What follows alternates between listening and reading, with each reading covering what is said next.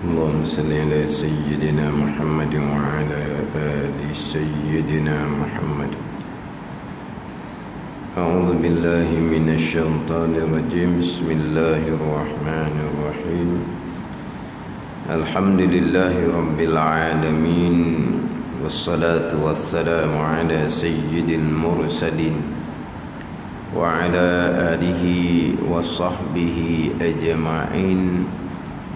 رب اشرح لي صدري ويسر لي أمري واحلل عقدة من لساني يفقه قولي.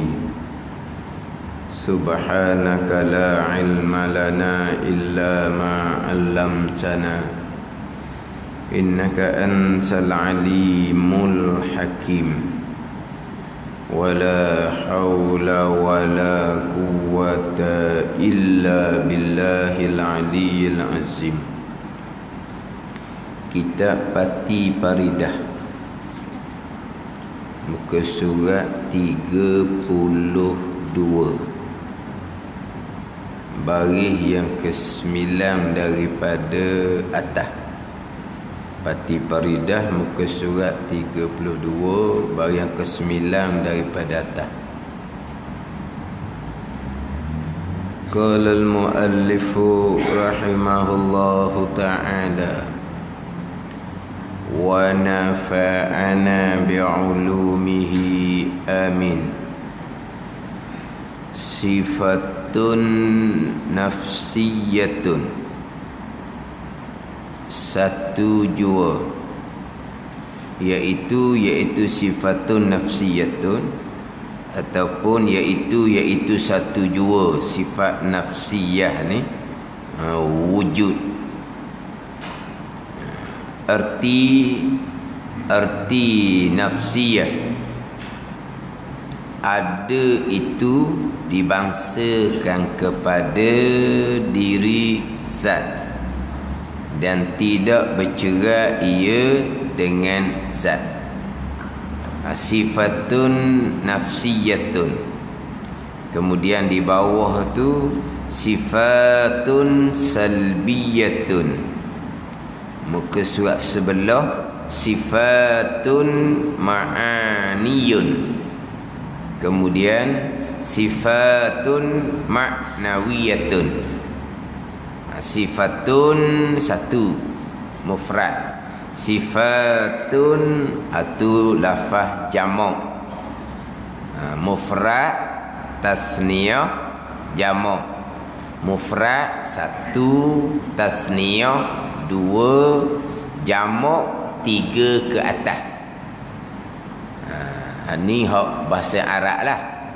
Adapun bahasa Melayu tak ada. Dia satu perkataan sahaja. Bahasa Melayu cukup mudah. Dia hanya satu perkataan.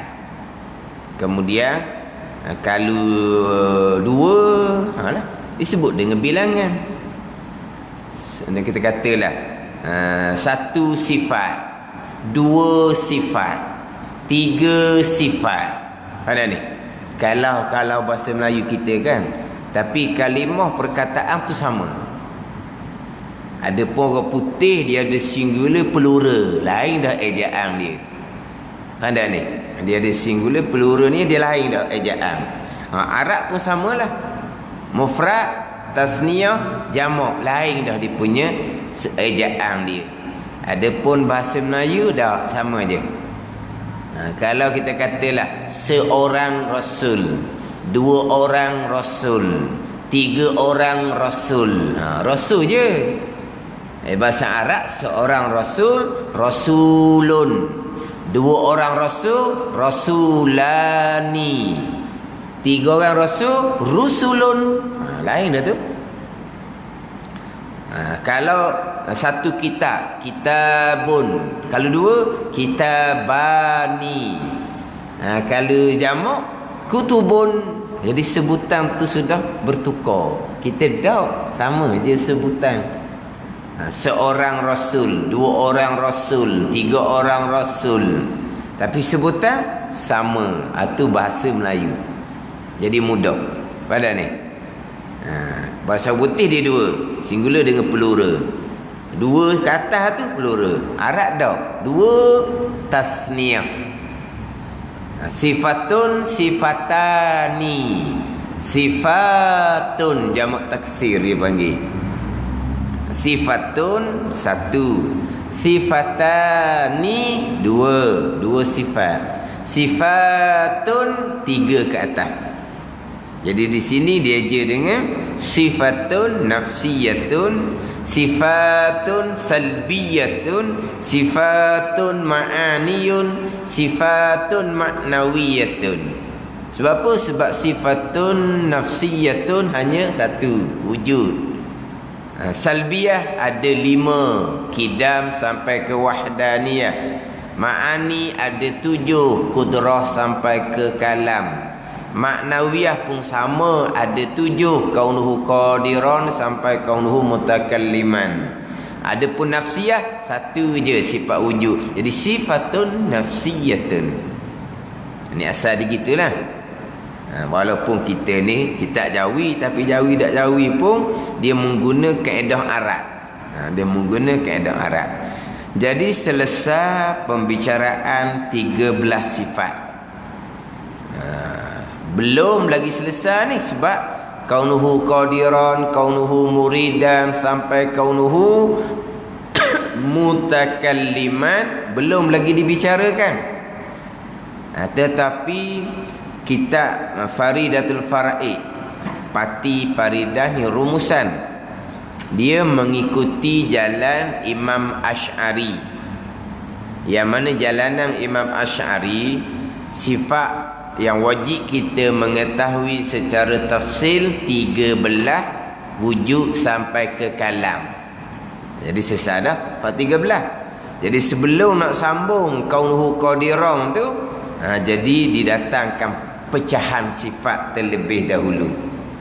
Pada ni satu laginya, kita nak faham sifat maknawiyah kaunuhu qadiran sampai kaunuhu mutakalliman, kita kena faham hak sifat ma'ani terlebih dahulu. Kudrah, iradah sampai ke kalam. Sebab tu dia akan datang apa dia sifat ma'ani. Barulah pergi kepada apa kau dia sifat maknawiyah. Sebab sifat maknawiyah ni sifat yang melazimi bagi sifat ma'ani. Bereke dia panggil. Ada ma'ani, maka sabitlah maknawiyah bagi Allah.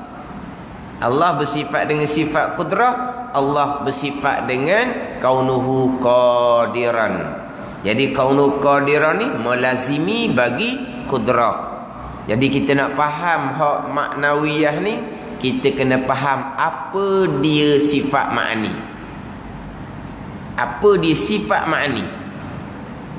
Dia panggil sifat ma'ani tu sifat pesan mana. Faham apa dia sifat ma'ani, insya-Allah fahamlah apa dia maknawiyah. Kenapa sifat ma'ani sahaja ada kaunuhu? Kenapa sifat nafsiyah wujud, sifat salbiyah kidam sampai ke wahdaniyah 5 sifat, kenapa tidak ada kaunuhu?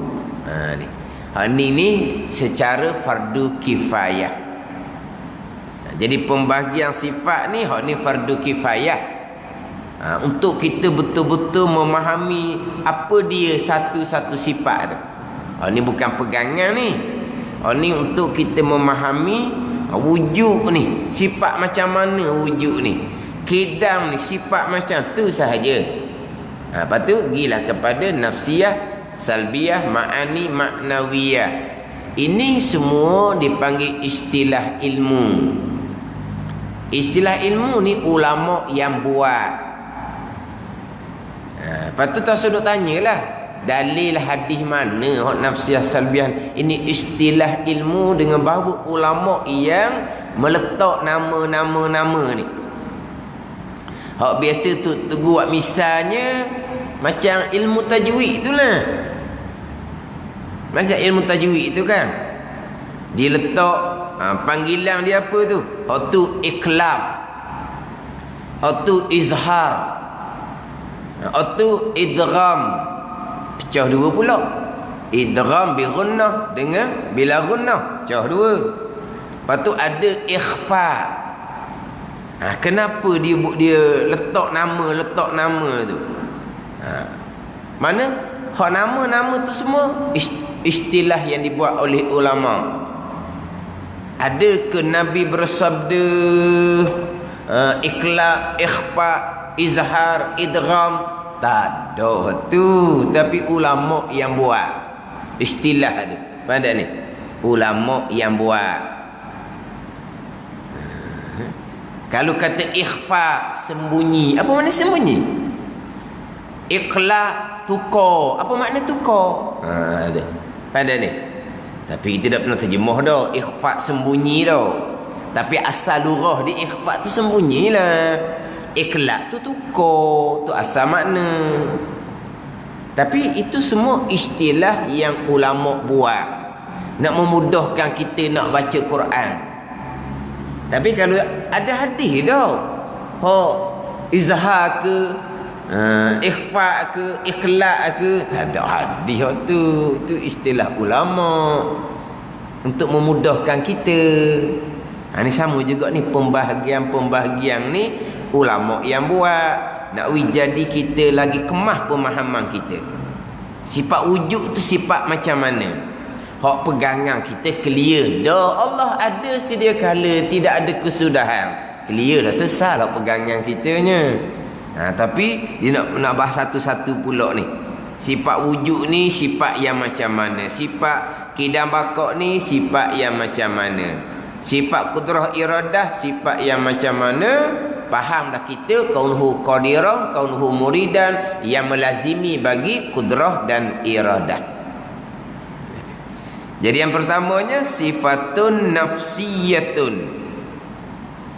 Ni pun kadang-kadang payah juga ni nak ingat tau. Tapi kalau tanya sifat nafsiyah ada berapa? Lambat jawab tu jadilah tanya. Sebab dia satu je. Hak satu pun lambat jawab, jadi hak lain.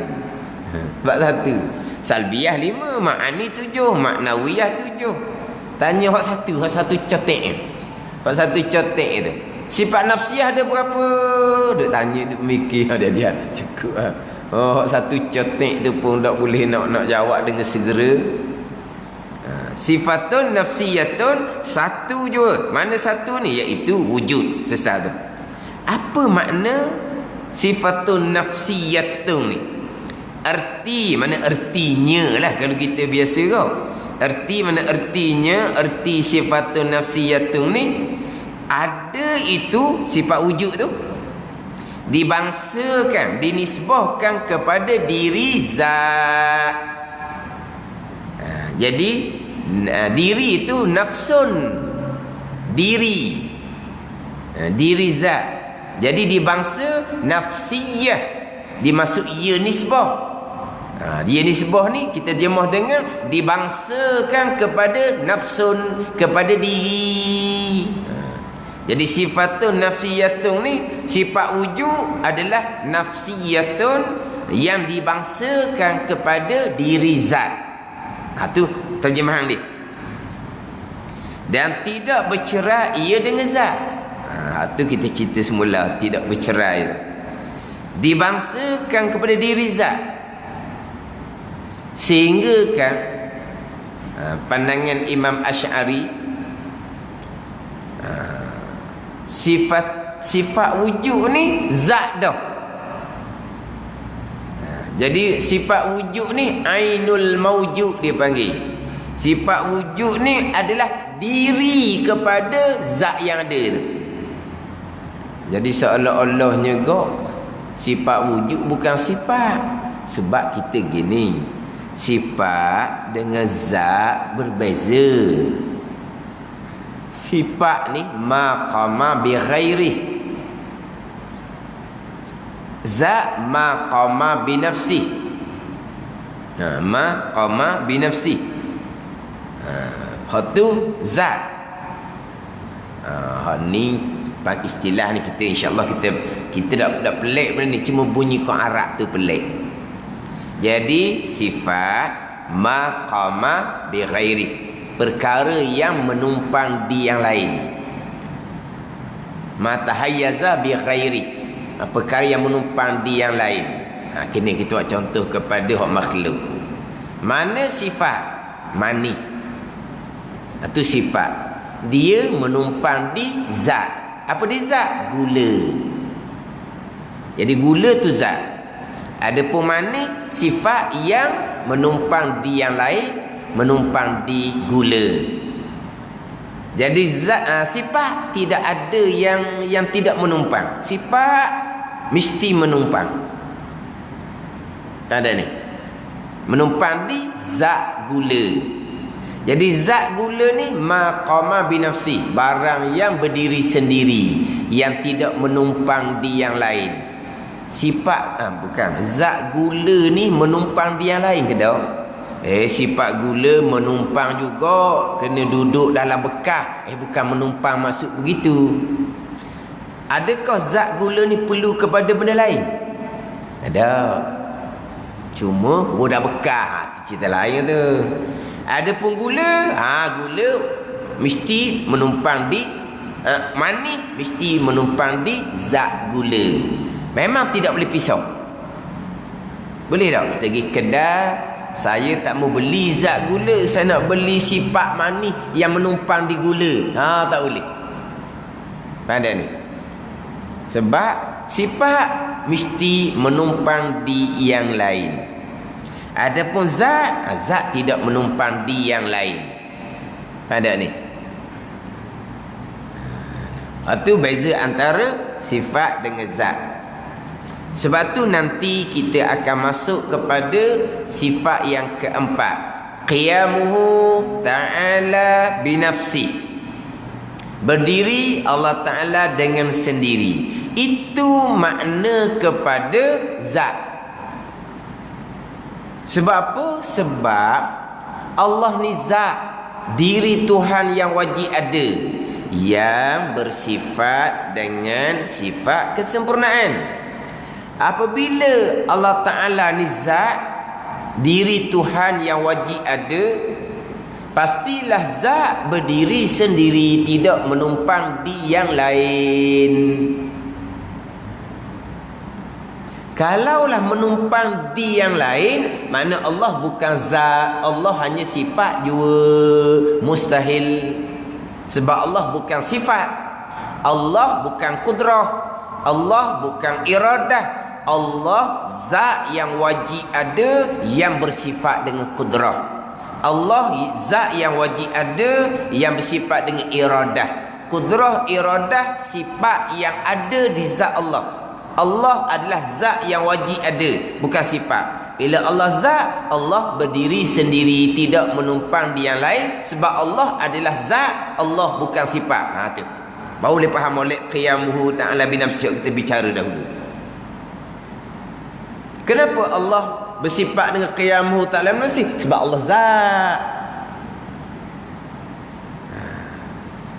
Kalau qiyamuhu bi ghairi, berdiri di yang lain, itu bukan zat, itu sifat. Allah bukan sifat, Allah bukan kudrah, Allah bukan iradah. Allah zat yang wajib ada, al-zat al-wajibul wujud dia panggil. Al-zat al-wajibul wujud. Allah Ta'ala ni zat yang wajib ada, yang bersifat dengan sifat kesempurnaan, yang bersifat dengan sifat kudrah, yang bersifat dengan sifat iradah. Jadi zat tidak menumpang di yang lain. Bila Allah zat, maka Allah bersifat dengan qiyamuhu ta'ala binafsi. Jadi sekarang ni hak menumpang di yang lain adalah sifat. Jadi wujud ni adalah sifat. Sifat bagi zat Allah yang wajib ada. Tapi jalanan Imam Asy'ari, walaupun pecah dua pandangan di kalangan murid Imam Asy'ari, wujud adalah ainul mawjud dia panggil. Ni semua fardu kifayah. Sifat ada ialah diri perkara yang ada. Mawjud tu perkara yang ada. Mana mawjud? Zat Allah. Kalau pergi kepada kita, mana maujud? Inilah maujud. Tubuh kita ni maujud. Benda yang ada. Jadi wujud sifat. Wujud ni adalah ni. Ni maujud ni. Jadi kalau begitu wujud dengan zat tu wujud bukan sifat. Kalau kira-kira wujud bukan sifat. Sebab apa? Sebab wujud dengan maujud ni hak tula je. Hak sama. Padahal kalau sifat lain-lain, sifat lain, zat lain, baru betul sifat. Tapi kalau wujud adalah ainul maujud, diri benda yang ada ni, zat ni. Jadi wujud ialah zat, zat ialah wujud. Hak tula. Jadi wujud bukan sifat. Jadi seolahnya gitu. Seolahnya wujud bukan sifat. Memang ada pandangan yang seumpama tu. Kalau gitu sifat jadi dua belah. Memang ada pandangan kata sifat dua belah. Wujud bukan sifat. Dia pergi bahas kot tu. Tapi hak jalanan Imam Asy'ari yang masyhurnya, wujud dia bilang sifat juga. Itu dia panggil tasammuh. Buat mudah-mudah cerita. Buat mudah-mudah cerita je. Tapi sebenarnya bukan sifat. Sebab apa? Sebab wujud ni dah. Ni zat ni dah wujud. Jadi hak tula dia bukan sifat lah. Tapi kenapa bilang sifat? Yalah cara mudah-mudah bilang sifat lah. Kenapa boleh bilang kot sifat? Sebab dia kata boleh susun mubtada khabar. Macam kita pergi pada sifat Allah. Allah Qadir. Allah Murid.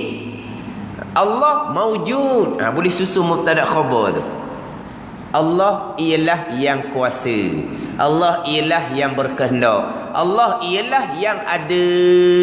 Jadi boleh sebut sebagai wujud tu sifat jugalah. Tiada tiga belah. Walaupun kisah Allah-Allahnya memang bukan sifat. Sebab apa? Sebab wujud tu zat dah. Sifat apanya? Ibadah ni. Tapi setengah pandangan mengatakan, Imam Asy'ari mengatakan wujud ialah diri zat ni. Maksudnya apa tu? Maksudnya tidak bercerai ia sifat wujud dengan zat. Ni. Tak bercerai maksud apa? Tidak bercerai, tidak suku-suku pada reti.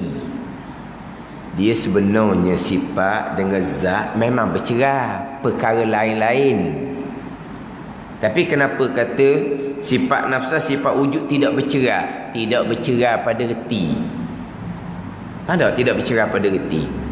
Antara ada dengan zat, reti kita, faham kita ni boleh bercerai tak? Zat yang ada, kita boleh pisah tak pengertian? Tak boleh nak pisah. Sebab apa? Jadi macam tadilah, seolah-olahnya sama je dua tu. Zat dengan wujud seolahnya sama. Ada ni. Seolahnya sama. Ada pun sifat lain, hak tu kena reti suku. Zat yang ada, okeylah. Ada tu ada sedia kala ke ada yang baharu? Kita bincang semula tu. Ada tu adalah. Ada tak sifat kudrah ke lemah? Kena bincang lain tu. Ada pun antara zat dengan wujud boleh bincang lain. Zat-zat lah. Nanti dulu. Zat tu wujud ke tak? Ada bincang dah. Sebab apa? Sebab tidak tergambar di akal kita satu zat tanpa sifat wujud. Cuba kita fikir. Boleh mari tak di akal kita satu zat tanpa sifat wujud? Boleh? Satu zat tapi tak ada sifat wujud. Boleh fikir? Kita fikir sekejap. Kok mari kan kok akal kita? Satu zat, kita pergi pada makhluk lah. Satu benda. Satu benda, stokor benda tu, tapi tak ada sifat wujud. Boleh? Boleh tak? Bukan eh? Tak terima, tak tergambar di akal. Tapi satu perkara Akal boleh terima satu perkara tu koding, satu perkara tu baharu. Akal boleh terima tu. Hak kodingnya Allah Ta'ala. Hak baharunya hak kita ni. Mana satu zat tu akal boleh terima. Hak koding akal boleh terima. Tak koding zat yang baharu, zat makhluk lah. Tapi antara zat dengan wujud, boleh tak terima akal satu zat tanpa wujud? Boleh terima? Pagi lagi ni. Pagi lagi ni. Mana tak boleh terima akal. Tak tergambar di akal satu zat tanpa sifat wujud. Lepas tu dia panggil tidak bercerai.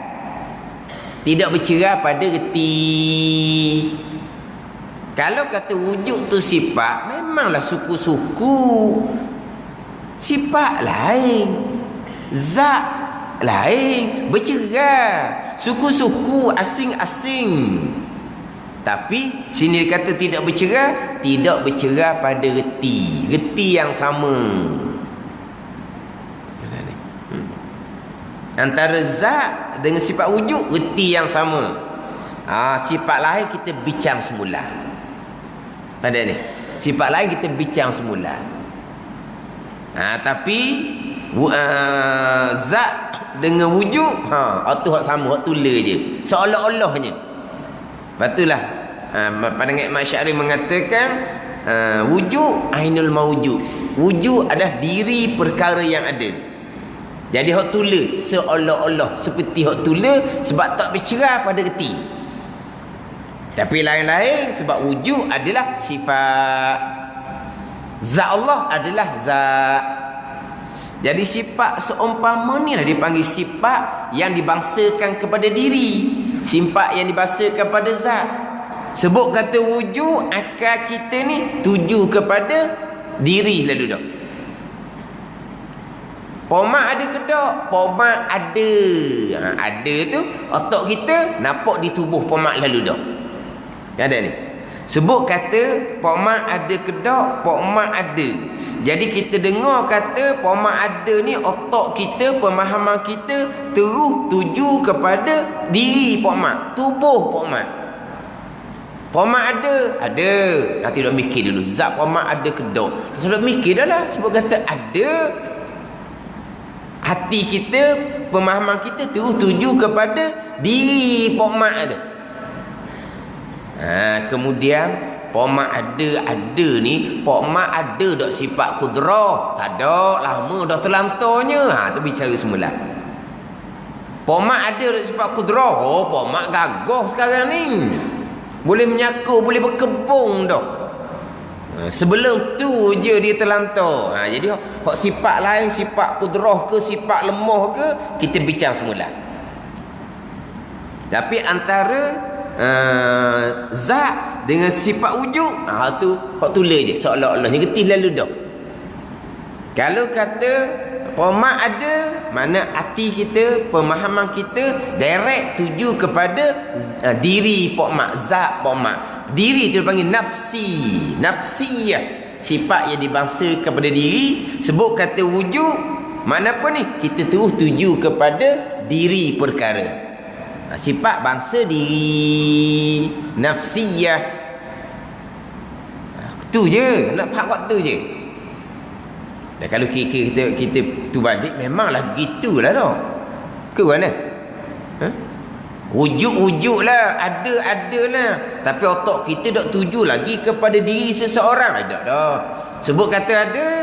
Ni pemahaman kita, otak kita, hati kita terus direct tuju kepada diri sesuatu.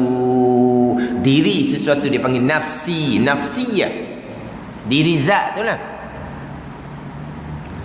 Mana? Tak, kita ni nafsiyah, senafsiyah sebut sok modal. Tapi nafsiyah tu bahasa Arab. Kenapa wujud dipanggil sifat nafsiyah? Terjemahannya sifat yang dibahasakan kepada diri. Kenapa? Kerana sebut kata wujud, hati kita terus tuju kepada diri perkara.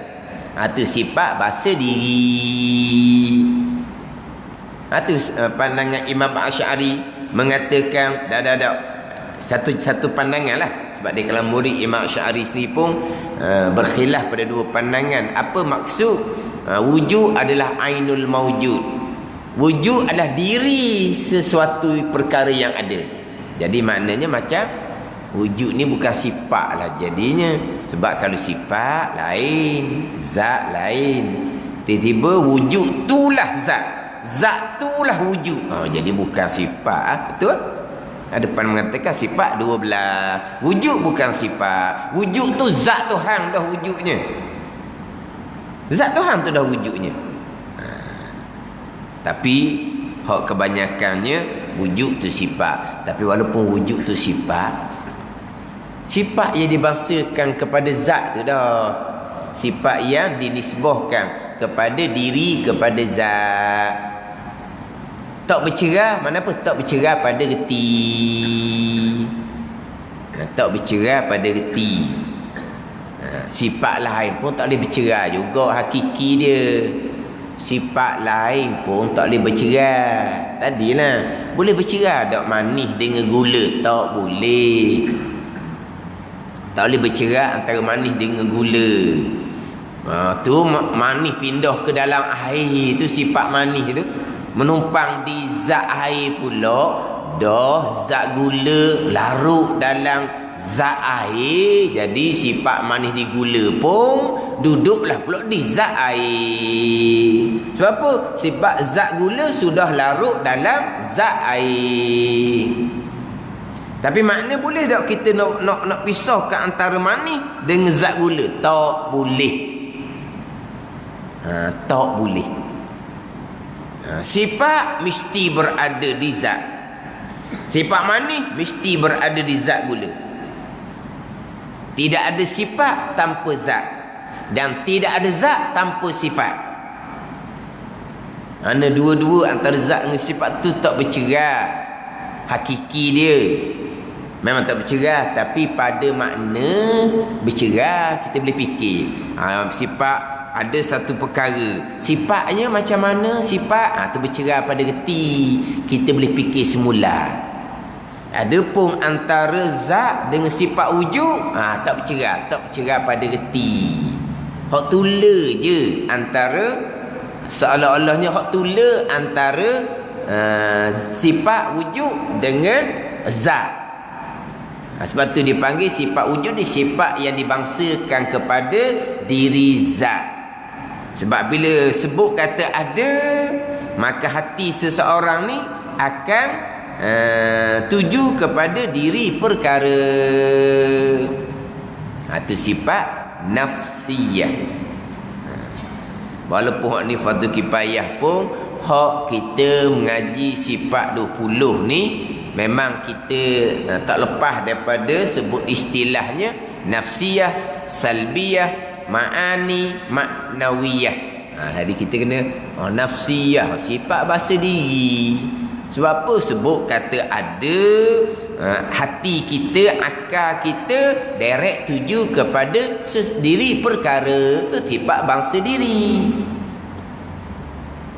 Akal dan akal tidak boleh terima pun kalau sifat wujud ni ni akal tak boleh terima pun satu zat, satu benda yang ada ni tanpa sifat wujud, tak boleh tak terima. Tapi zat yang bersifat tanpa sifat kidam, boleh terima. Zat makhluk lah tanpa sifat kidam. Zat tanpa sifat kudrah, tu orang ramai hak terlantar. Mana ni? Pandai dia. Tapi lu terima akal tak? Satu zat tapi tak ada sifat wujud. Kalau tak ada sifat wujud tu dalam kubur hancur dah tu lah. Tak ada lah pokmaknya. Kalau tanpa sifat wujud, tak ada lah sifat wujudnya bagi pokmak. Pokmak tak ada lah, dah kubur dah hancur lebur dah. Ada ni. Boleh kita fikir satu zat, satu benda tanpa sifat wujud? Tak boleh fikir. Boleh kita fikir tak satu benda tanpa sifat kidam? Boleh lah kita. Kita bukan sedia kala kita baru.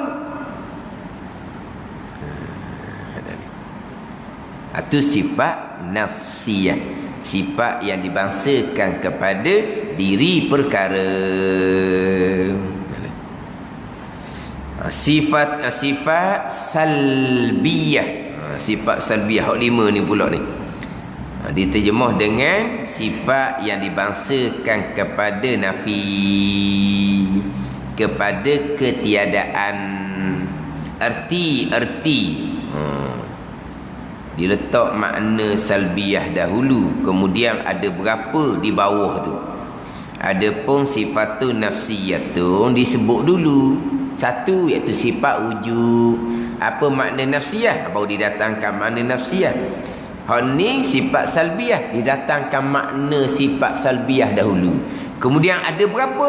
Dia dah faham. Iaitu 5. Pertama qidam, kedua baqa, ketiga mukhalafatuhu ta'ala lil hawadis, keempat qiyamuddin nafsi, kelima wahdaniyah. Dia tukar-tukar gitu jelah. Jadi sifat nafsiyah ni terjemahan dia sifat yang dibangsakan kepada nafi ataupun salbun. Sifat yang dibangsakan kepada ternafi ataupun sifat yang dibangsakan kepada ketiadaan. Nafi makna apa nafi? Erti nafi tidak ataupun tak ada. Itu nafi. Mana sifat salbiah ni sifat yang dibangsakan kepada tidak, sifat yang dibangsakan kepada tak ada. Itu sifat salbiah. Sifat yang dibangsakan kepada tidak ataupun tak ada. Mana? Qidam, tak ada awal. Baqa, tak ada kesudahan. Mukhalafah, tidak menyerupai. Qiyamuhu binafsih, tidak berdiri di yang lain. Wahdaniyah, tidak berbilang. Hak sifat, hak peseng, nak erti dia kena sebut, kena tafsir dengan tak ada, tidak. Itu salbiah dia panggil. Satu sifat yang kita nak erti dia kena terjemah dengan tidak, tak ada. Itu salbiah dia panggil. Qidam, sedia. Sedia ni mana apa? Sedia ni macam-macam makna sedia. Sedia ada makna lama, sedia juga. Kita sedia kala dah duduk di sini, maknanya lama dah. Saya sedia kala dah bekerja di sini, makna lama dah. Tu sedia dengan makna lama. Sedia apa makna sedia ni? Tak ada awal. Tu memang sifat salbiyah. Nak erti dianya, kena tafsir dengan tidak, salbi. Ada. Macam mana sekarang ni? Berpindah dah lagi? Dah, kita kekal dah. Kita dah pindah tempat dah, kekal dah duduk kampung tu. Kekal dah kerja tu. Tak pindah kerja dah, kekal dah. Mana apa? Selesa dah kerja tu. Kekal dah. Sekarang ni apa makna baqa kekal? Tak ada kesudahan. Tu sifat Tuhan kekal mana tu? Tak ada kesudahan. Mana satu sifat yang nak erti dia kena terjemah dengan tidak, dengan tak ada, tu panggil salbi.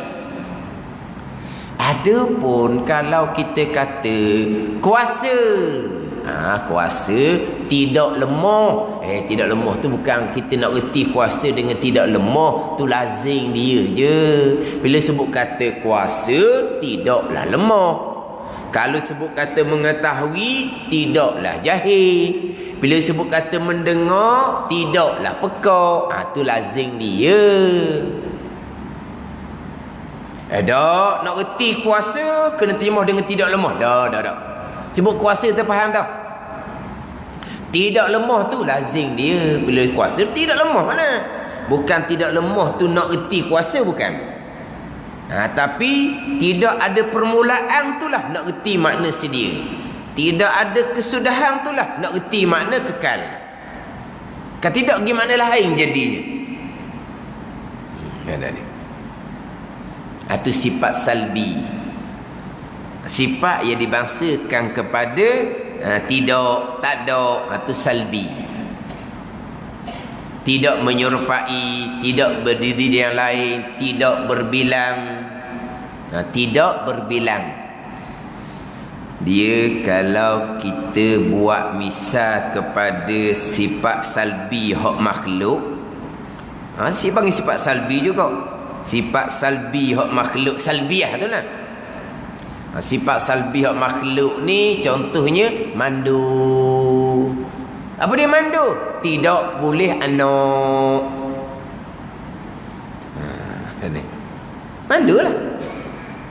Itu salbi. Tidak boleh beranak. Miskin, tak ada harta. Padahal sebab sebut kata miskin ni nanti dulu. Miskin apa? Nampak senang lenang. Miskin ilmu.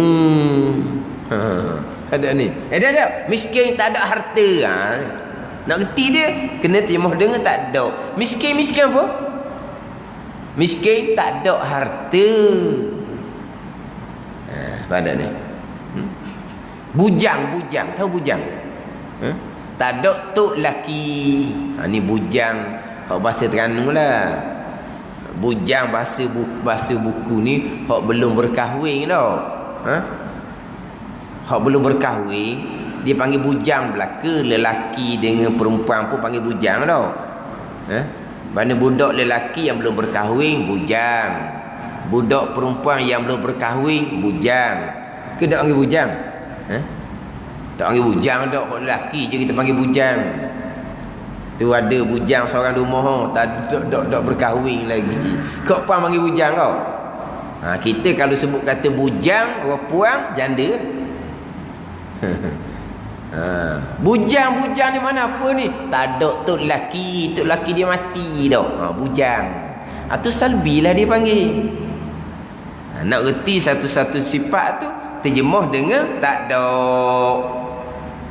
Dia panggil sifat salbi.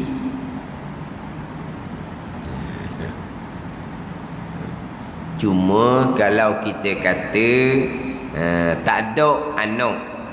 Tak ada anak bagi orang bujang. Tak ada anak bagi Allah. Sama-sama tak ada tu. Tapi tak ada anak bagi orang mandu ni. Pada akal harus je tiba-tiba beranak molek-molek lepas nikah, lepas cerai nikah dengan orang lain boleh anak kita kata mandu. Kemungkinan kalau cek di hospital pun kata mandu, tapi akal boleh terima tiba-tiba hamil mengandung. Tapi mustahil adah lah, akal boleh terima. Tapi tak ada anak bagi Allah, atau akal tak terima sama sekali nak ada anak bagi Allah. Tapi tak ada anak kepada orang mandu, itu akal boleh terima kalau ada kemudian. Memang ada orang nikah lama dah tak beranak. Balah dah sekelamin ni. Hak mung kata hak ni hak mung lah mandu, hak ni kata mung lah mandu. Nak pergi periksa tak ambuh, takut. Mandu mana-mana malu. Tuduh bercerai. Masing-masing nikah dengan orang lain. Dua-dua hak lelaki bini baru dia mengandung. Hak puan ni boleh-boleh ada lepas nikah dengan tok lelaki lain mengandung. Dah lama kening. Selama ni hak duduk berkahwin puluh tahun lebih dah ni. Dua-dua ni siapa ke dikatakan mandu antara kedua-dua. Tiba-tiba tak mandu lelaki tu. Sebab apa? Sebab nikah orang lain. Boleh anak belaka. Tak mandu.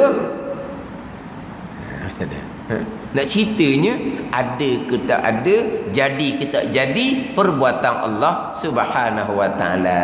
Tuhan wi jadi, jadilah. Tuhan wi dak lah. Tapi nak kata anak orang mandu ni tak ada lah, tapi akal boleh terima. Tapi nak sebut kata mandu, mana pun mandu ni tak ada anak. Itu salbi dia panggil. Satu sifat yang dibangsakan kepada ketiadaan, dengan bahawa nak reti satu sifat ni kena tafsir dengan tak ada ataupun tidak. Qidam tidak ada permulaan, baqa tidak ada kesudahan. Itu dipanggil sifat salbiyah, sifat yang dibangsakan kepada ternafi. Nafi dengan intifa di bahasa panjang tu tak apalah, kita ambil rekah je. Kemudian di bawah tu didatangkan jalan nafi, salbiyah sebenarnya ni sifat yang dibangsa pada nafi. Jalan nafi ni jalan tidak ni ikut mana? Pertama, kidam, sedia. Kidam, lepas tu sedia. Sedia tu terjemahan lah. Kidam, terjemahan dia sedia. Erti kidam ni, orang kata sifat salbi ni tak ada, tak ada permulaan adanya. Tu salbiah tu. Jalan nak salbi, jalan nak ternapi, jalan ke mana? Kidam, kalau terjemahan sedia. Sedia ni erti sedia, isti sedia. Artinya tak ada permulaan adanya. Tu salbiah tu. Jalan sifat yang dibangsa kepada ternapi. Mana jalan ternapi, jalan tidak, jalan tak ada. Kidam artinya terjemahan sedia. Apa makna sedia? Tak ada permulaan adanya. Kedua, baqa. Kemudian kekal tu terjemahan dia. Apa makna kekal? Erti ni salbi ni. Tidak penghabisan adanya. Pada tidak penghabisan adanya.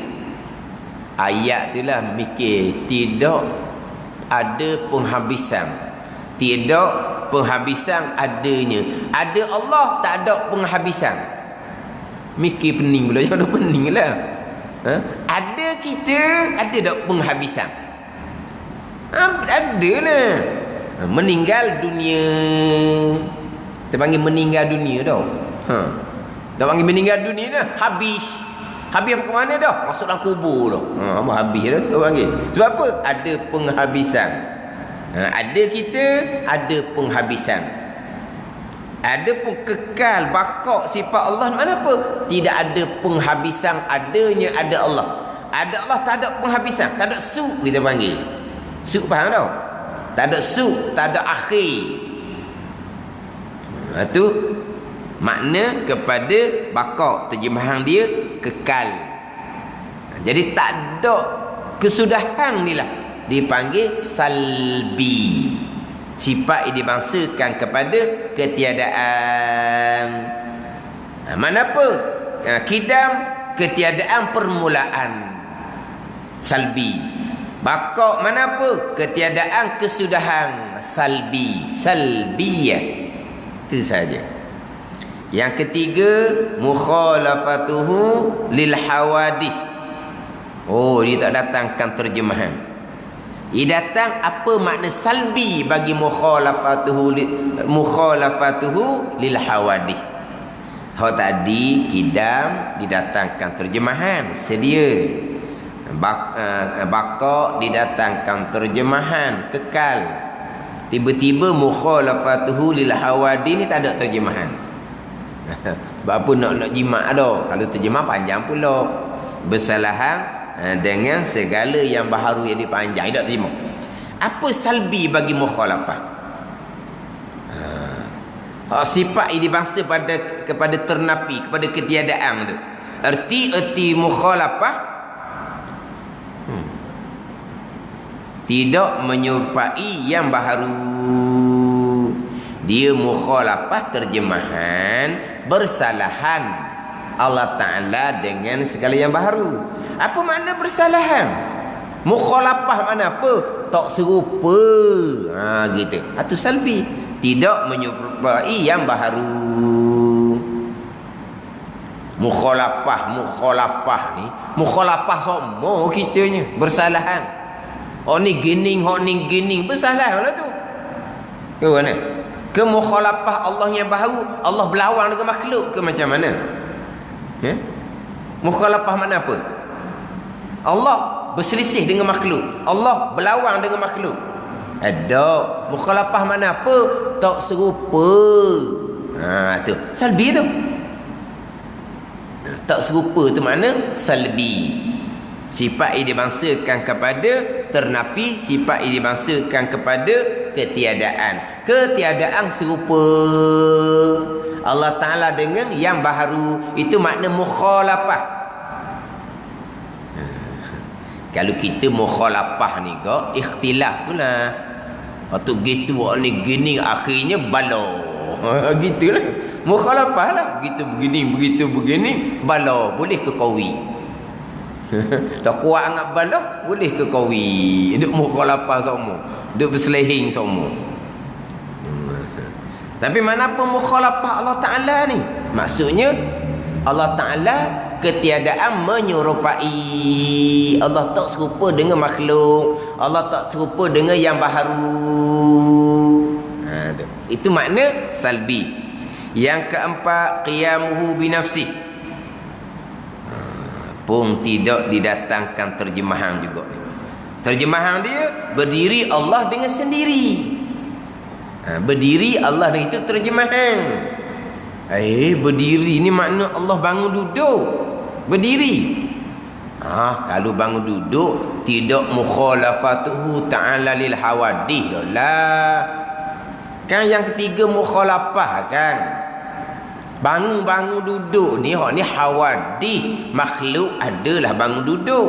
Allah mukhalafah dah kan tidak serupa. Dah apa makna qiyamuhu binafsi?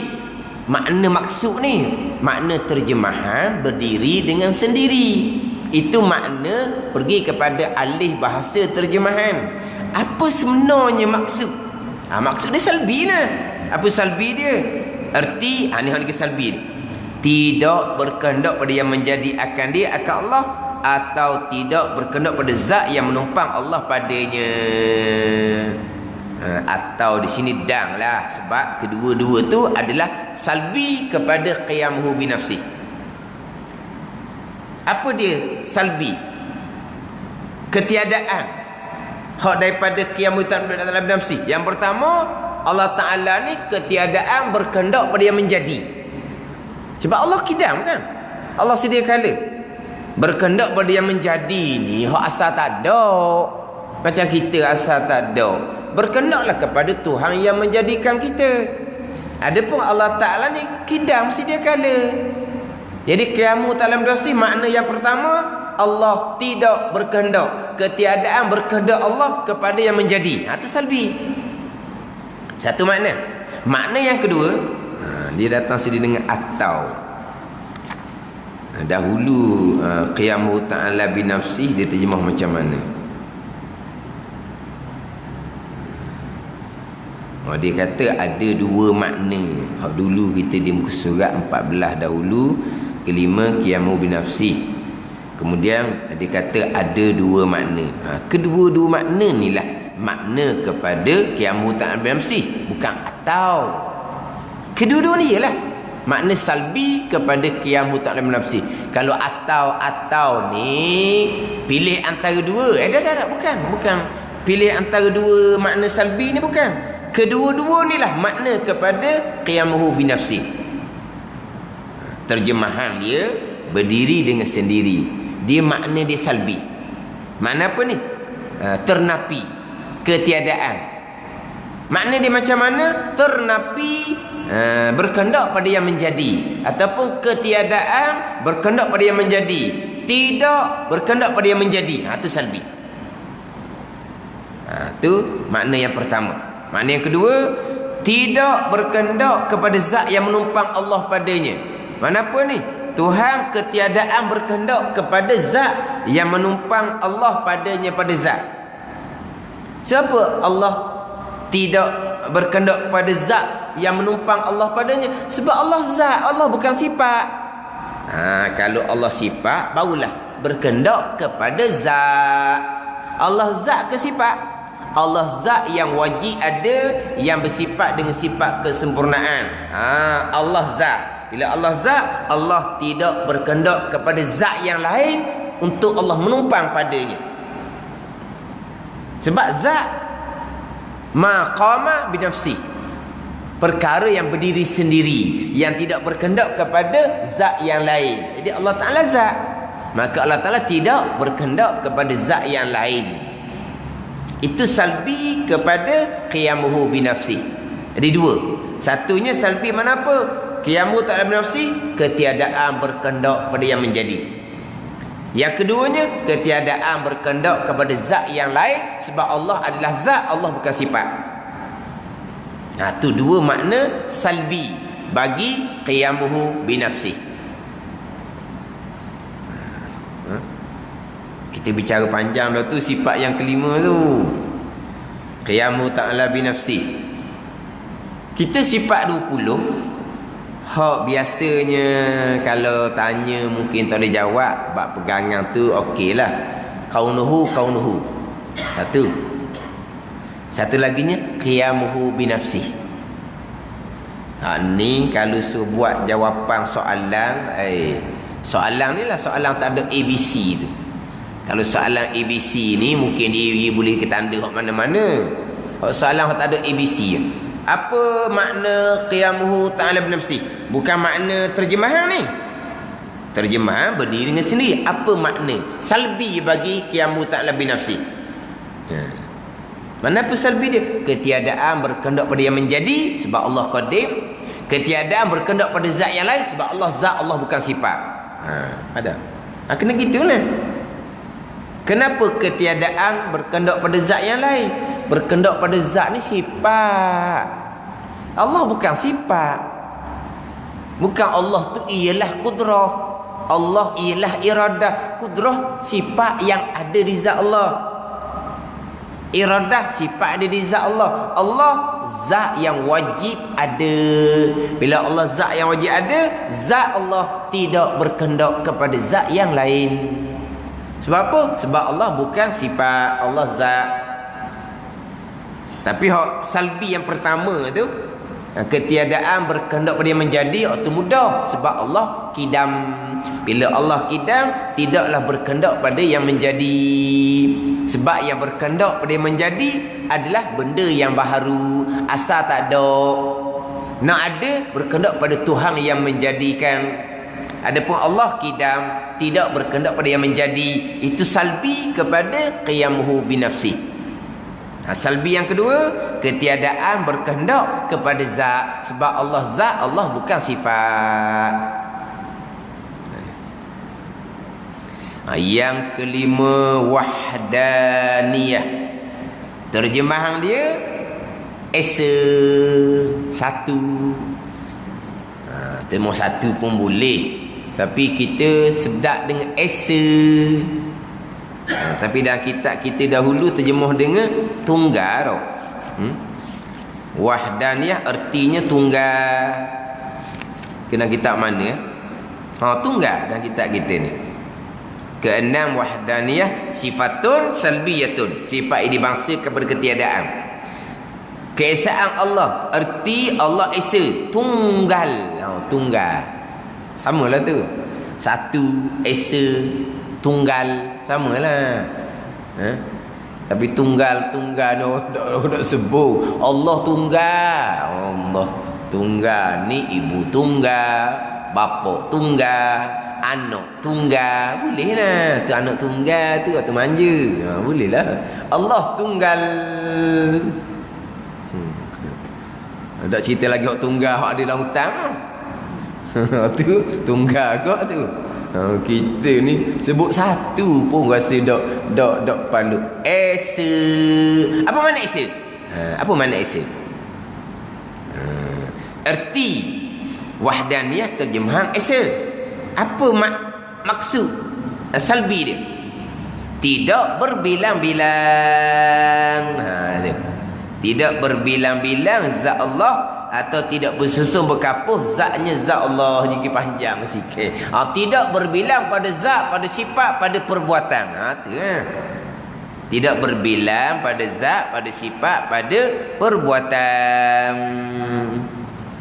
Tidak berbilang-bilang zat. Mana apa ni? Zat Allah tidak kan munfasil. Tak ada kata satu Tuhan. Itu kan munfasil tu mustahil. Tidak bersusun berkapuh zat. Itu kam, kalau bersusun berkapuh dipanggil kam muttasil. Ni macam kita. Kita ni dibilang satu. Dibilang Tunggal lah kita kata satu. Tapi bilang satu pun ni di tubuh kita banyak juzuk. Ada bahagian kulit, bahagian daging, bahagian tulang, bahagian kepala, bahagian tubuh. Ni dipanggil apa ni? Bersusung berkapur. Zat kita ni banyak juzuk. Zat kita dipanggil kam muttasil. Ni berbilang juzuk. Muttasil ni hak ada di zat yang satu, dituang yang satu, itu dia kam muttasil. Adapun zat Allah tidak berbilang, tak ada Tuhan yang kedua, dan zat Allah pun tidak berbilang, tidak berkapuh macam tubuh kita ni, banyak bahagian, banyak juzuk. Tapi nak ceritanya, apa makna salbi bagi wahdaniyah? Tidak berbilang pada zat, tidak berbilang pada sifat, tidak berbilang pada perbuatan. Itu salbi kepada wahdaniyah. Terjemahan dia esa. Kita nak kepada makna salbi itulah. Setakat terjemah Tuhan esa, setakat tu je. Tapi esa dak pada zat, esa lah. Tidak berbilang pada zat, tidak berbilang pada sifat. Pada perbuatan, manapa wahdaniyah tidak berbilang pada perbuatan. Dengan mana apa? Yang perbuat hanya Allah Ta'ala jua. Habis kat tu. Ni nak kena mati. Hak makna salbi kepada wahdaniyah pada perbuatan. Wahdaniyah pada perbuatan, terjemahan dia esa pada perbuatan. Dengan bahawa apa? Tidak berbilang pada perbuatan. Dengan bahawa yang perbuat hanya Allah Ta'ala jua. Makhluk tak bekah sama sekali, mati molek. Makhluk tak bekah. Maknanya berlaku perbuatan memilih perbuatan Allah. Berlaku perbuatan gerak diam, perbuatan Allah. Ini hati kita memilih, ni perbuatan juga. Hati kita memilih ikhtiar. Hati kita memilih perbuatan Allah. Usaha ni perbuatan Allah. Bukan hanya berhasil apa yang kita usaha, bukan hanya berhasil apa yang kita buat, perbuatan Allah. Diri usaha kita tu pun perbuatan Allah. Kalau diri usaha tu perbuatan kita, berhasil usaha baru perbuatan Allah, dipanggil tidak berbilang pada perbuatan seumpama tu. Berbilanglah.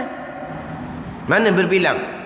Usaha bukan Allah, bukan perbuatan Allah, perbuatan kita. Berhasil usaha baru perbuatan. Itu syirik lah tu. Tidak mentauhidkan Allah pada perbuatan. Ada ni. Dan mana apa mentauhidkan Allah pada perbuatan? Semua perbuatan Allah. Apa semua perbuatan Allah? Tak sedut tanyalah. Semua. Contoh, tak bagi contoh lah. Semua perbuatan Allah. Perbuatan Allah sungguh. Buat langit perbuatan Allah, buat bumi perbuatan Allah, buat malaikat, jin, manusia perbuatan Allah. Bukan tu semua. Apa yang berlaku? Perbuatan Allah semua. Sekalian. Allah khaliqu kulli syai'. Zalikumullahu rabbukum la ilaha illa huwa khaliqu kulli syai'. Zalikumullahu rabbukum, Allah Rabb bagi kamu. La ilaha illa huwa, tiada sembahan sebenar melainkan ia, melainkan Allah. Allah Rabb, Allah ilah ni khaliqu kulli syai', yang menjadikan sekalian perkara. Bukan sekian perkara tu hanya buat langit, buat bumi, buat malaikat, buat jin, buat manusia, buat siang, buat malam. Bukan. Semua adalah makhluk kepada Allah. Mana pilihan kita? Makhluk Allah. Bukan kata usaha kita, gerak nadi kita, makhluk Allah. Kelip mata kita, makhluk Allah. Ada ni. Kalau ada perkara yang bukan makhluk, lucu Allah sebagai Rabb, sebagai Tuan, lucu Allah sebagai ilah, sebagai sembahan yang sebenar. Sebab sembahan yang sebenar bersifat dengan istighna dan iftikar. Itu sembahan yang sebenar. Ilah bersifat dengan istighna, iftikar. tiba-tiba ada satu perkara bukan makhluk Allah, mana perkara tersebut tidak berkehendak kepada Allah. Sebab apa? Bukan Allah yang buat akan dia. Mana contoh nak golongan terpesong. Pilihan kita sendiri, mana bukan makhluk Allah. Usaha kita sendiri, mana bukan makhluk Allah. Jadi Allah Tuhan seumpama tu, Rabb. Allah ilah seumpama tu, la ilaha illallah. Ilah ni istighna iftikar, sekalian berkehendak. Dah. Pilihan sendiri, bukan makhluk Allah. Usaha sendiri, bukan makhluk Allah. Nak menghasilkan usaha itulah barulah berkehendak kepada Allah, sebab Allah yang memberi berkah. Jadi makhluk Allah hanya berhasilnya usaha. Pilihan bukan makhluk Allah. Usaha bukan makhluk Allah. Lucu Allah sebagai Rabb, lucu Allah sebagai ilah. Allah Rabb, Allah ilah. Zalikumullahu rabbukum la ilaha illa huwa khaliqu kulli syai, yang menjadikan sekalian perkara, kesemuanya adalah makhluk kepada Allah Subhanahu wa taala. Mana bukan kata pilihan kita makhluk Allah, terlintas di hati pun makhluk Allah. Bukan kata usaha makhluk Allah, berkelip mata pun makhluk Allah, bergerak nadi pun makhluk. Kesemuanya makhluk Allah. Kesemuanya makhluk Allah. Kita kesemuanya makhluk Allah, jadi stokor itulah makhluk Allah. Jadi seorang manusia makhluk Allah. Jadi seekor binatang makhluk Allah. Lepas tu hak berlaku pula tu bukan makhluk Allah dah, sendiri. Khaliqu kulli syai' seumpama tu, yang menjadikan sekalian ni stokor orang tu Allah yang buat, stokor binatang tu Allah yang buat, semua yang berlaku di dia tu Allah yang buat, sekalian makhluk Allah. Adapun diri kita ni, diri binatang tak ada bekah sama sekali. Semua yang berlaku keesaan pada perbuatan, tidak berbilang pada perbuatan. Itu nak faham balik. Hak mana salbi, tidak berbilang yang buat hanya Allah. Allah jiwa yang khaliqu kulli syai, yang menjadikan sekalian perkara. Ni nak kena mati molek ni. Tidak berbilang pada zat, clear. Tidak ada orang Islam yang berpegang ada Tuhan yang kedua, ada Tuhan yang ketiga, dan tidak ada orang Islam yang berpegang zat Allah ni berjuzuk macam kita, tidak ada. Keesaan pada sifat tetap ada, keesaan pada perbuatan. Tu kena ingat baik tu. Tu hak banyak terpesong. Mu'tazilah Qadariyah tu, hak tu memanglah makhluk Allah hanya letak kudrah di hamba. Ada tenaga di kita ni zahir mari daripada makan minum lah, tapi sebenarnya Allah yang jadikan kudrah di hamba. Mana kudrah di kita ni makhluk Allah. Lepas tu gerak diam kita ni bukan makhluk Allah, bukan. Gerak diam ni kerana Tuhan letak dah kudrah tenaga di hamba. Habislah kerjaan Allah. Kerjaan gerak diam, kerjaan kudrah yang Tuhan letak di kita. Berhasil kerjaan, berhasil jadi kerjaan, tenaga di kita lah yang berkah pada menghasilkan pekerjaan. Jadi kita ada 3 perkara. Yang pertama, tenaga di kita. Yang kedua, usaha gerak diam kita. Yang ketiga, jadi apa yang kita buat. 3 perkara. Yang pertama, tenaga di kita. Yang kedua, apabila ada tenaga, kita pun berusaha gerak diam. Yang ketiga, berhasil apa yang kita usahakan. 3 perkara. Kalaulah daripada kudrah ada di kita ni pun bukan hak Tuhan, atau kafir. 3 ni bukan hak Tuhan. 3 ni bukan hak Tuhan. Tenaga di kita ni, dah. Bukan bagi dia Tuhan ni. Sendiri-sendiri je tenaga ni. Dengan zat tenaga ni lah yang menggerakkan usaha. Tu kafir tu. Adapun Qadariyah, dia ambil hak mula-mula je. Tenaga ni makhluk kepada Allah. Dia ambil hak mula-mula. Tenaga ni makhluk Allah yang buat. Zahirnya mari daripada makan minum tu zahir je. Faham tak ni? Orang terlantar tu tak makan tak minum. Orang terlantar tu makan minum gedau. Gemuk apa? Gemuk debok. Gemuk apa? Gemuk ni. Sebab apa? Makan gemuk. Ni. Tapi ada tenaga ke tak? Tak ada tenaga. Tak tahu nak buat. Sebab makan minum tidak berkah. Jadinya bertenaga Allah yang buat. Zahir tu kan. Ada juga hok makan. Tuang tinggal kulit tinggal tulang. Tak dia gemuk-gemuk pun. Dia kata benda lain makan. Mulut dia nganga, mulut dia telang apa benda lain makan. Dah dia kata suak. Tak pernah kenyang-kenyang. Tuang tinggal kulit tinggal tulang. Dia kata benda lain makan. Dah gemuk dah gemuk Allah Ta'ala buat. Bukan makanan yang buat. Betul dah benda lain makan. Nampak benda lain makan? Yelah asbab mungkin ya belaka tu. Sebab benda lain, benda gaib ni banyak. Tak tahu dah. Tu makhluk Allah Ta'ala belaka tu. Benda lain benda apa makhluk Allah Ta'ala belaka. Jadi zahirnya mari daripada makan. Tapi yang menjadikan tenaga perbuatan Allah. Perbuatan Allah. Ada tenaga di kita. Habis siap perbuatan Allah. Menghasilkan gerak dia usaha. Ni. Kudrah ni. Kudrah jadi bekah. Menghasilkan hasilan usaha. Kudrah ni jadi bekah. Ini Mu'tazilah Qadariyah. Yang khilaf ulama sama ada kafir ataupun akidah yang fasik lagi mubtadi' akidah yang besar. Tapi pandangan muktamad tak hukum kafir. Walaupun usaha tu bukan makhluk Allah, walaupun berhasilnya usaha bukan makhluk Allah. Berhasil usaha mari daripada perbuatan kudrah yang ada di hamba. Tapi kudrah ni mari mana? Mari daripada Allah. Mana kudrah ni makhluk Allah. Jadi dia ada sender, dia ada kait, dia ada sakut dengan Allah yang buat. Kudrah mula-mula ni Allah yang buat. Cuma lepas daripada tu kudrah ni pula yang main peranan. Kudrah ni pula yang jadi Tuhan pula kudrah ni.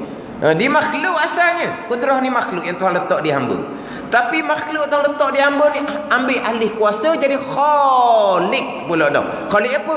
Yang menghasilkan gerak-geri usaha, yang menghasilkan hasilan perbuatan usaha itu. Jadi makhluk kudrah ni jadi khalik. Ni patutnya akidah yang sesat ni. Tapi pandangan muktamad tidak menghukumkan kafir sebab walaupun kudrah di hamba ni yang bekah, tapi kudrah ni mari daripada Allah yang buat. Dia ada juga sakut dengan Allah. Ada ni. Tapi ini akidah Mu'tazilah, bukan akidah Ahli Sunnah.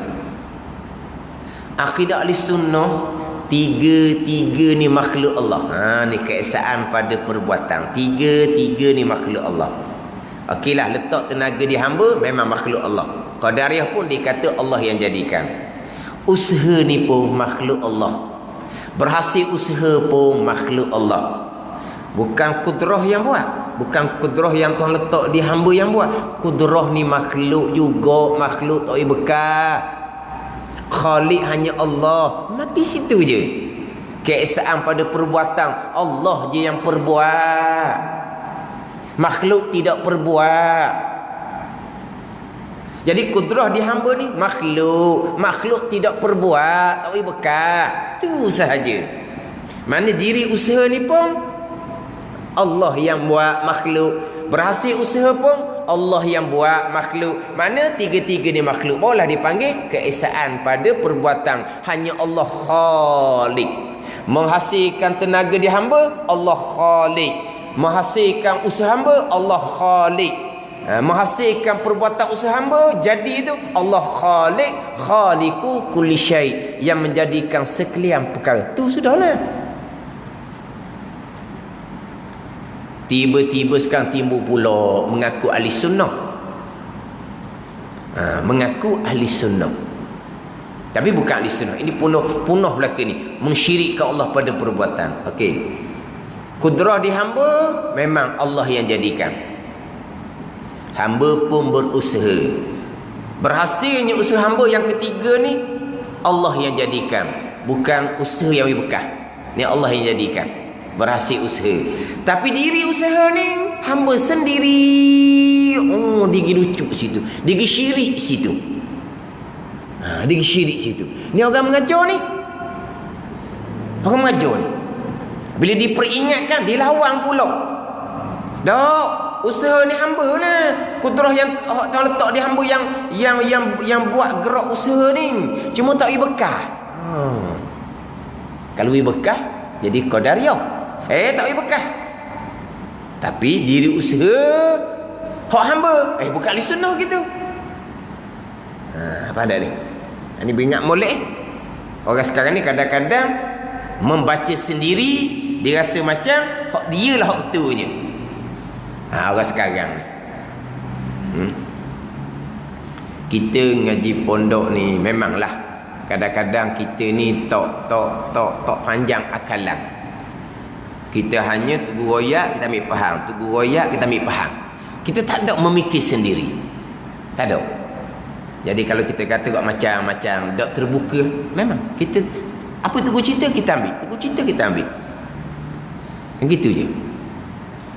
Tu kata hukum dia ginilah kita pun ambil.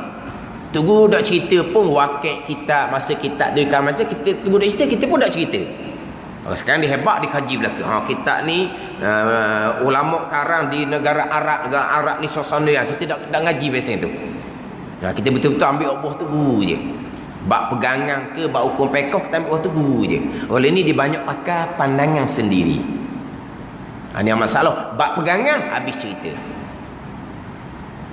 Kita hanya mati di keesaan pada perbuatan. Hanya Allah Khalik. Bila hanya Allah Khalik, menjadikan kudrah di hamba, Allah Khalik. Kudrah ni makhluk. Menghasilkan usaha hamba, Allah Khalik. Nah ni, pada ni, Allah yang menjadikan hasil itu. Diri usaha pun Allah Khalik. Mati molek tu. Sebab tu, kadang-kadang sekarang, bila kita sebut bab ni hak orang-orang tua kita duduk ulang ni, ahli sunnah wal jamaah qadariyah jabariyah, ahli sunnah wal jamaah qadariyah jabariyah. Orang tua kita duduk ulang sangat-sangat. Orang kita learning tambah qadariyah jabariyah itu zaman lampau. Sekarang sudah tidak ada qadariyah jabariyah.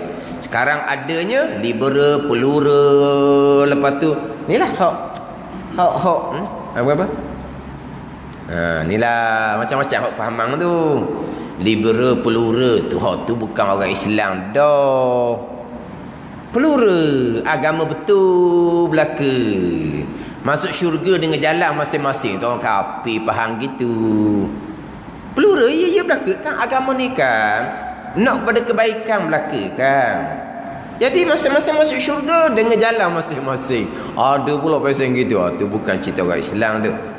Kita cerita ahli sunnah qadariyah jabar ini permasalahan orang Islam. Permasalahan orang Islam. Qadariyah orang Islam. Jabariyah orang Islam. Akidahnya salah. Ada ni. Orang Islam. Jadi setengah sekarang ada tak ada dah qadariyah jabariyah. Ni orang tak faham sebenarnya. Di sini pun tak faham apa benda qadariyah jabariyah. Sebab apa ketua kita duk peringat sokmo? Sebab di sini hak banyak terpesong. Saya dah sebut sokmo kan, hak rukun iman yang keenam, qada qadar, baik jahat, baik jahat, tak ada isu di situ. Sebab jelas-jelas hak baik iman dan taat qada qadar, hak jahat kufur maksiat qada qadar, ada bahas dah. Cuma yang kita nak bahasnya tu pegangan. Jangan duk cakap mudah-mudah kat luar ni pula. Kenapa kamu tidak sembahyang? Qada Allah kan. Kenapa kamu tidak tutup aurah? Qada Allah. Kenapa kamu terbabit dengan dadah? Qada Allah. Haram, dosa besar. Sandar pada qada Allah ni sebuah percakapan.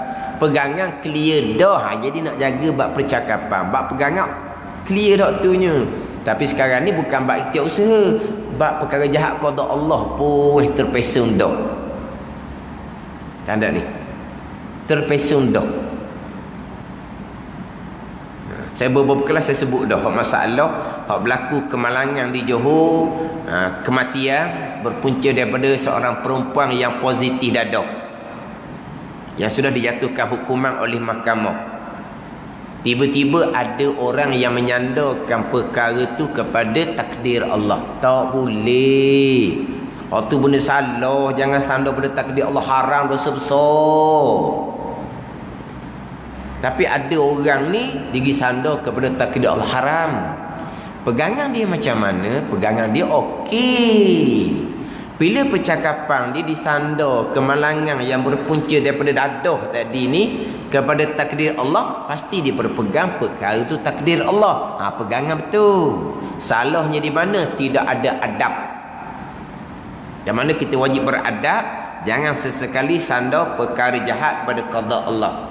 Dia tidak beradab, mana salah dan nisbah percakapan, hukumnya haram, dosa besar. Pegangan clear. Jadi orang marahlah. Jadi orang marah tak kena pada point. Marah tak kena pada point. Marah simple je. Kenapa kamu menyandar perkara jahat pada takdir Allah? Hukumnya haram, dosa besar. Tak boleh sandar seumpama tu. Marah pada point lah. Pegangan betul tapi salah ni sebuah percakapan. Marah betul tu. Ni dah. Digi bokeh rukun iman yang keenam. Perkara jahat yang berlaku tu bukan takdir Allah pun. Digi bokeh rukun iman. Dia nak menyalahkan orang yang sandar perkara jahat kepada qada Allah dan sebesar. Dia berpegang perkara jahat bukan takdir Allah. Itu akidah yang khilaf ulama. Satu orang kata kafir pegangan tu. Sebab apa? Mana rukun yang keenamnya? Satu pan mereka dosa besar akidah tu. Dosa besar akidah ni berat daripada dosa besar yang terdahulunya menyandar perkara jahat pada takdir Allah. Kena-kena dia berat lagi daripada orang yang menyandar perkara jahat kepada takdir Allah. Menyandar perkara jahat pada takdir Allah tu haram dah, dosa besar dah. Yang berpegang perkara jahat bukan takdir Allah, lagilah besar dosa. Yang setengah ulama kata kafir, bukan setakat dosa besar. Sebab apa? Tak lengkap rukun iman yang keenam, perkara baik, perkara jahat, takdir Allah, qada qadar belaka. Mana berat-berat orang kita ni.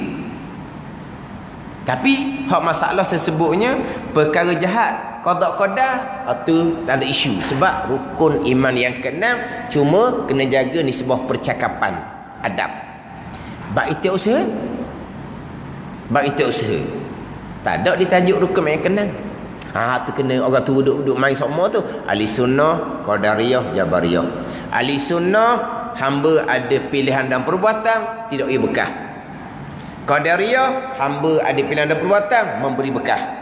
Jabariyah, hamba tidak ada pilihan dan perbuatan, tak ada, Tuhan belaka. Itu jabariyah. Ada ni. Kita ahli sunnah, hamba ada pilihan dan perbuatan, tak ia bekah. Hak ni tak boleh berhenti setakat tu. Maknanya hamba ada pilihan dan perbuatan, tetapi pilihan dan perbuatan taui bekah, tidak menghasilkan. Kita kena cerita juga diri pilihan dan perbuatan pun tetap hak Allah Ta'ala juga. Dia kena hurah pula.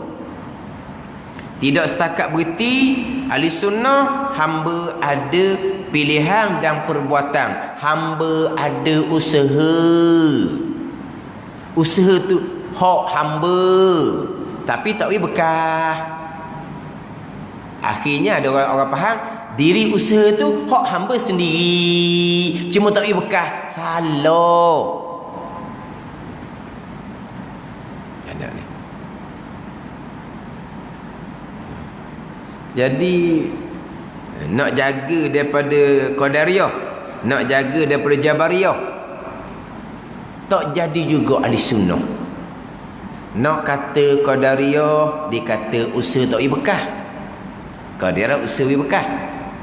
Nak kata jabariyah, dia berpegang hamba ada ikhtiar usaha. Kata ahli sunnah, dok juga kena-kena. Berpegang hamba adik tak usaha, betul dah ahli sunnah. Itu usaha tak berkah, betul dah ahli sunnah. Diri itu usaha tu mari mana? Diri tak usaha tu pun daripada Allah. Oh, kalau diri tak usaha pun daripada Allah, Jabariyah lah. Memanglah hakikinya Jabariyah.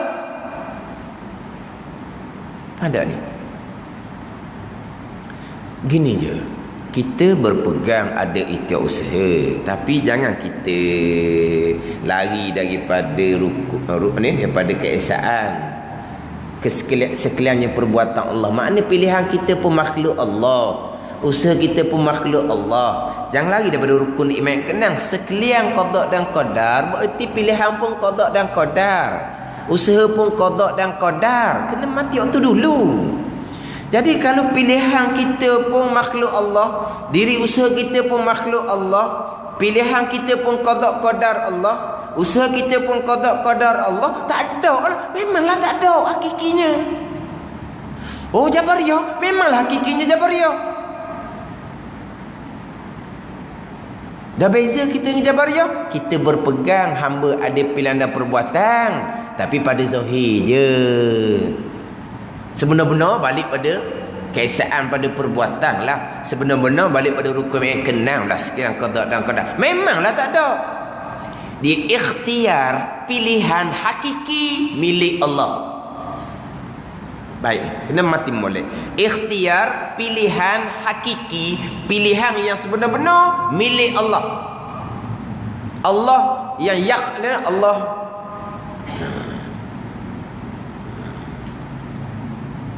yakhluqu ma yasha'u wa yakhtar. Allah Ta'ala yakhluqu ma yasha'u wa yakhtar. Allah yang menjadikan barang yang ia kehendak.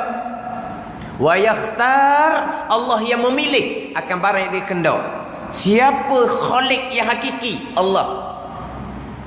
Siapa yang ikhtiar hakiki? Allah. Kita dipanggil menjadi juga. Siapa yang buat? Saya buat. Siapa yang memilih? Saya pilih. Itu majazi je, letak je. Kita dikatakan saya yang buat, saya yang mencipta, saya yang menjadikan, saya yang menyusun, saya yang mengatur, saya yang mentadbir. Itu majazi. Khalik hakiki Allah.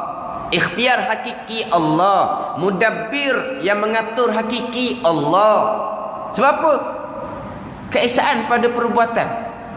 Sekalian qada dan qadar milik Allah, sekalian Allah Rabbil Alamin. Tapi dikatakan kita yang mentadbir. Pegawai takbir lah apa semua. Itu majazi, letak je. Malaikah mudabbirin, mudabbiratul umur, malaikah ni. Jibril, Mikail, Israfil, Izrail ni mudabbirat, yang mengatur perjalanan alam. Itu majazi. Hakikinya yudabbirul amra minas sama. Siapa yang mudabbir hakiki, yang mengatur hakiki? Allah. Malaikat makhluk tak bekas sama sekali. Macam mana? Ini pegangan ingatan di hati. Kita belaka, kita pilih, kita buat. Kita pilih, kita buat. Itu ingatan hati kita orang awam, tak ada salah pun. Bercakap pula kita belaka. Tu cakap majazi je, letak je. Cakap sebab hak sebenar-benarnya keesaan pada perbuatan. Hak sebenar-benarnya sekalian qada dan qadar, rukun iman yang keenam. Tu je. Ada payah-payahnya. Kita hanya mengetahui dan berpegang kejap di akidah. Di ingatan tak ada salah apa-apa pun. Di percakapan kita belaka. Lupa kepada Allah, lupa. Pegangan tetap dah. Tapi lupa kepada Allah inilah yang mudah diperdaya oleh syaitan. Akhirnya jadi riak, akhirnya jadi ujub, akhirnya jadi takabur. Kenapa kita riak pada amal? Sebab kita lupa amal kita tu qada qadar. Kenapa kita wujud takabur dengan amal? Sebab kita lupa amal kita tu qada qadar tu jadi riak wujud takabur tu. Kerana lupa akan Allah dia panggil. Tapi berpegang tetap dah. Jadi kita orang awam ni memang sentiasa lupa. Lupa ni lah jalan kepada syaitan untuk menipu daya anak Adam. Tapi bab pegangan clear tetap. Ada ni. Bab ingatan itu bergantung kepada kekuatan dalaman masing-masing. Kita dah ingat pun pada qada dan qadar, kita kena ingat pada hukum hakam Allah. Mari riak, ingat baik riak tu haram dosa besar tu. Mari wujud takabur, jangan tu dosa besar tu. Kenapa? Kita ingat akan hukum hakam. Tu jelah. Nak ingat akan qada qadar, kita tak mampu. Tapi pegangan kita tetap keesaan. Tidak berbilang pada perbuatan. Sekalian baik jahat qada dan qadar Allah Subhanahu wa taala. Kita nak cerita makna salbi kepada wahdaniyah. Wahdaniyah keesaan pada zat, keesaan pada sifat, keesaan pada perbuatan. Apa makna salbi dia? Nak faham kena terjemuh dengan ketiadaan, dengan tidak, dengan dak. Mana apa? Tidak ketiadaan berbilang pada zat, tidak ketiadaan berbilang pada sifat, tidak ketiadaan berbilang pada perbuatan. Itu makna salbi kepada wahdaniyah. Jadi 5, qidam baqa mukhalafatahu lil hawadith qiyamu bi nafsi wahdaniyah adalah sifat salbiyah. Sifat yang dibangsakan kepada ketiadaan. Ketiadaannya ke mana? Ketiadaan permulaan, ketiadaan kesudahan, ketiadaan serupa, ketiadaan berdiri di yang lain. Ketiadaan berbilang-bilang, itu dia panggil sifat salbiyah. Ngapa molek lah sebut ni nafsiyah. Wujud. Sebut salbiyah. Kita ambil 2 je minggu ni. Ma'ani maknawiyah insya-Allah minggu depan. Bagi dah ni. Bagi dah. 2 ni pula sejam setengah. Hidayatus Salikin tak dang. Minggu depan molek tanya. Nafsiyah mana? Salbiyah mana? Tak boleh, tak alih. Mana kamu? 2 je ni. Nafsiyah dan salbiyah. Ma'ani mana kita sambung semula. Sifatun ma'aniyun, beberapa perkara makna. Umpama kudrah yang ada pada zat Allah. Umpama kudrah, situ macam tak ada ta marbutah dah. Qaf dal ra sahaja. Nombor ta marbutah satu. Umpama kudrah yang ada pada zat Allah Subhanahu wa taala. Wallahu a'lam. Bismillahirrahmanirrahim. Alhamdulillahirabbil alamin.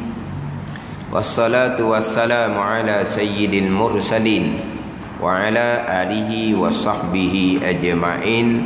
Allahumma iftah alaina futuhal arifin. Allahumma allimna ilma aqdamin wa fahimna famasabikin warzuqna riqat talibin. Allahumma zidna ilman wa alhiqna bis salihin. Wa sallallahu ala sayyidina Muhammad wa ala alihi wa sahbihi wa sallam. Walhamdulillahi rabbil alamin.